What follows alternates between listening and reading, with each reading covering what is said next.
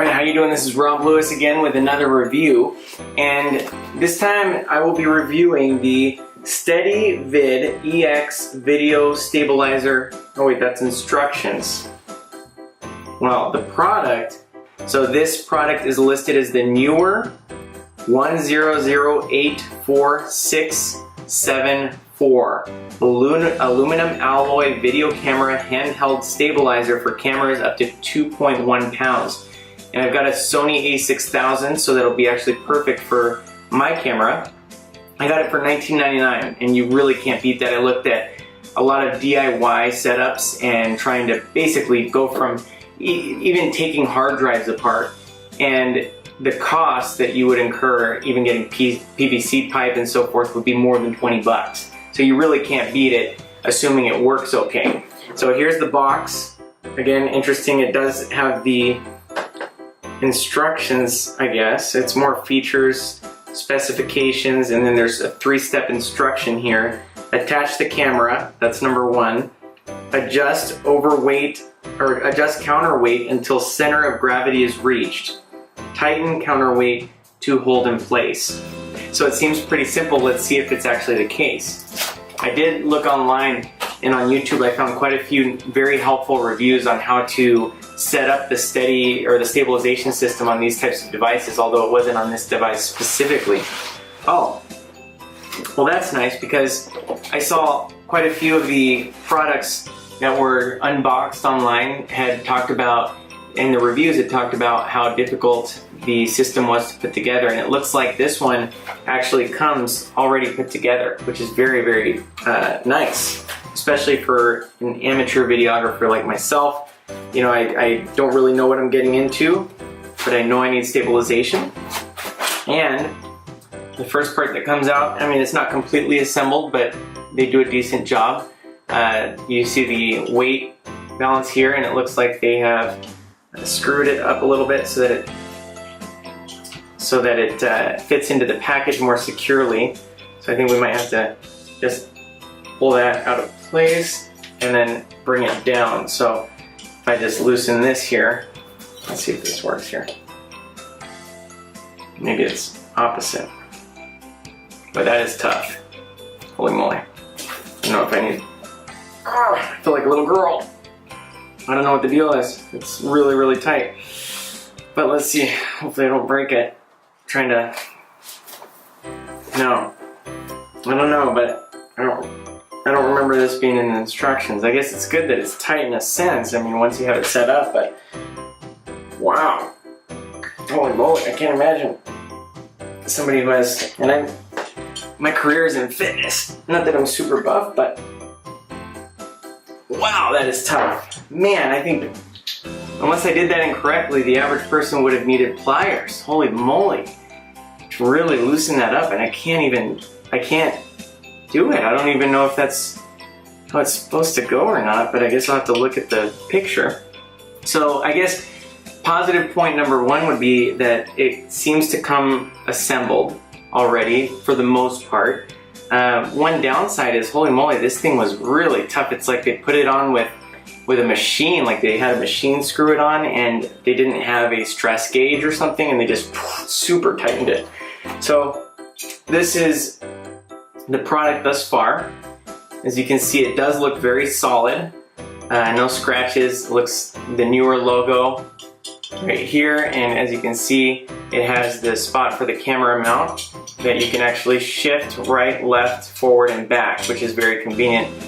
I saw in multiple reviews. Also, you can see where the gimbal is attached, which is the handle here, I think that's what it's called, is it has 4 different holes for that to attach. Actually, I think maybe I'm mistaken, because it looks like it needs to go into this metal piece right here. But it looks like you can actually unscrew that if needed. It just might take a little bit more work, like a flathead screwdriver, to unscrew this part and then put it into the slot that fits your camera the best. So let's go ahead and try and attach that. The handle, before we try and attach it, is actually, I'm pleasantly surprised with this. This is a rubber handle, but as you can see, the grip is very nice. It's good to grip. I've got medium-sized hands, but man, it's pretty comfortable. I'm impressed because I saw some of the other products had kind of just a regular foam padding, and it looks like this portion here does move around, or the actual ball in here does move around pretty easily. I did see on one of the reviews they recommended to put like a WD-40 in it or something, so I'll probably do that.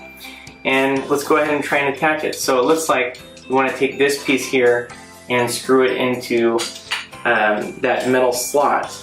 This twists independently of the metal sprocket, so let's see if we can tighten the ball. There we go. That's it. That's the key there, is to tighten this part so that the ball and socket do not move.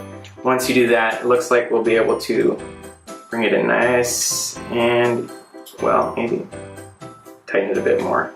There we go. Nice and easy. Okay. So keep in mind when you're twisting it that the handle still looks like it screws in. Oh, let's go ahead and unscrew it to show you. So the handle totally independently screws in and out of this contraption here, which I don't know, may or may not come in handy. Let's go ahead and keep it in there. So I don't know what the heck you would use that for. And let's screw it in. Remember, the key there is going to be to tighten this part so that the ball and socket don't move. You can get a nice tight grip on there, all right? Because you definitely don't want that to fall off. Once you're there, then we can loosen I think it's called a gimbal, but I'm just going to call it a ball and socket because I'm in fitness and that's what that joint is called. So looks like stability-wise, obviously I don't have the camera on it yet, but I mean, it does look like it's fairly fluid, as you can see. So that's a plus side. And you can also, as you saw, we can tighten and loosen the amount of give. So that's cool. And let's go ahead and I'll take this on a video test and see if we can stabilize the camera. And it looks like, let me just show you this before we go. These weights here, which it comes with another one in the pack, it looks like. So a total of 4 weights, and this screws off pretty easily. Just don't drop it like I did. And then you can just add or take away the weights. Just wanted to give you a little bit more close-up view, and I don't have a macro lens yet because I am a beginning photographer, but as you can see, the grip is just really nice, really nicely built.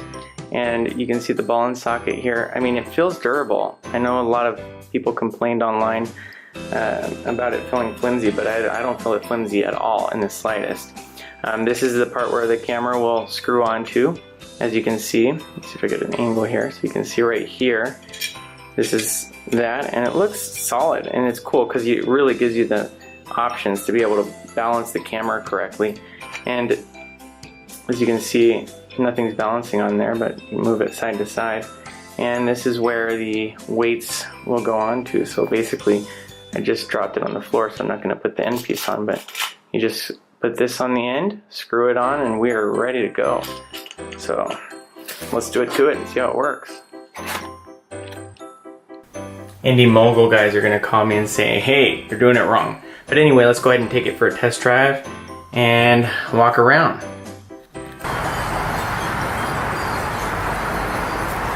Alright, so we're walking back. It's a little shaky so far. Obviously I don't have it balanced exactly right. Let's go ahead and go by this bush. Let's do a little up maneuver. I'm walking carefully right now. It's not like a normal gait. Let's go ahead and... So, as you can see, it's a little wobbly, but to be honest, I can't complain because I haven't really taken the time to balance it yet, and it's solid. It really does feel solid, so I think it's well worth it. I would say definitely worth 20 bucks. Happy shopping.